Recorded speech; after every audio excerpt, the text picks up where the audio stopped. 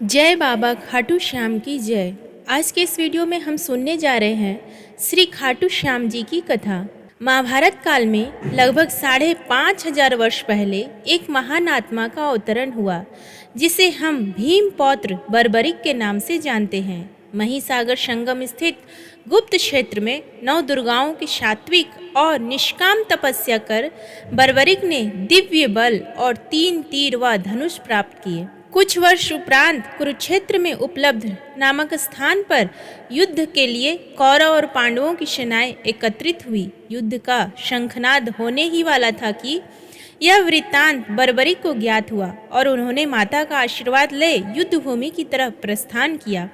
उनका इरादा था कि युद्ध में जो भी हारेगा उसकी सहायता करूंगा। भगवान श्री कृष्ण को जब यह वृत्तांत ज्ञात हुआ तो उन्होंने सोचा कि ऐसी स्थिति में युद्ध कभी समाप्त नहीं होने वाला, अतः उन्होंने ब्राह्मण का वेश धारण कर बर्बरिक का मार्ग रोककर उनसे पूछा कि आप कहाँ प्रस्थान कर रहे हैं। बर्बरिक ने अपना ध्येय बताया कि वह कुरुक्षेत्र जाकर अपना कर्तव्य निर्वाह करेंगे और इस पर ब्राह्मण रूप में श्री कृष्ण ने उन्हें अपना कौशल दिखाने को कहा। बर्बरिक ने एक ही तीर से पेड़ के सभी पत्तों को भेद दिया, सिवाय एक पत्ते के जो श्री कृष्ण ने अपने पैरों के नीचे दबा दिया था।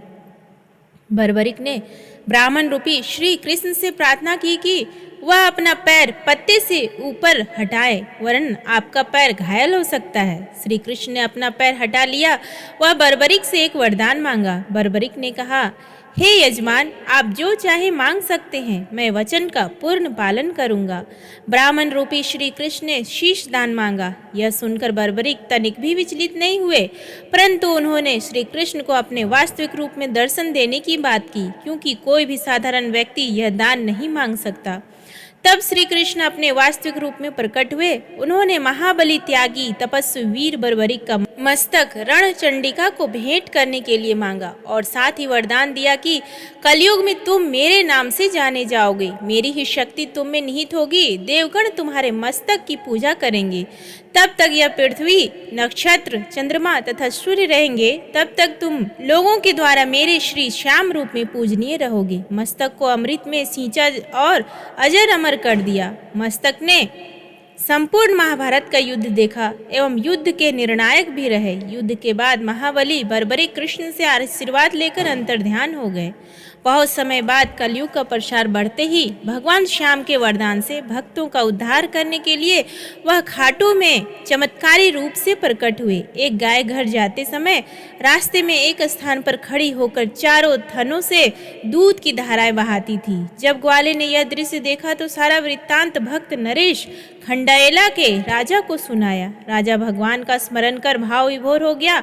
स्वप्न में भगवान श्री श्याम देव ने प्रकट होकर कहा, मैं श्याम देव हूँ। जिस स्थान पर गाय के थन से दूध निकलता है वहाँ मेरा शालिग्राम शिला रूप विग्रह है। खुदाई करके विधि विधान से प्रतिष्ठित करवा दो। मेरे इस शिला विग्रह को पूजने जो खाटू आएंगे उनका सब प्रकार से कल्याण होगा। खुदाई से प्राप्त शिला रूप विग्रह को विधिवत शास्त्रों के अनुसार प्रतिष्ठित कराया गया। चौहान राजपूतों में नर्मदार कंवर हुई है, जिन्होंने इस विग्रह को आतताइयों के विध्वंस से बचाने हेतु झोपड़े में रखा एवं सेवा पूजा की। औरंगजेब के शासनकाल में पुराने मंदिर का विध्वंस हो गया तथा उसके बाद जहां भगवान श्री श्याम देव का विग्रह प्रतिष्ठित किया गया वह आज भी विद्यमान है, जहां देश के सभी कोनों से श्याम प्रेमी पूजा अर्चना एवं दर्शनार्थ आते हैं। अब नर्मदा कंवर के खानदान के चौहान राजपूत पुजारी हैं। जय श्री श्याम। प्रेम से बोलिए खाटू श्याम बाबा की जय।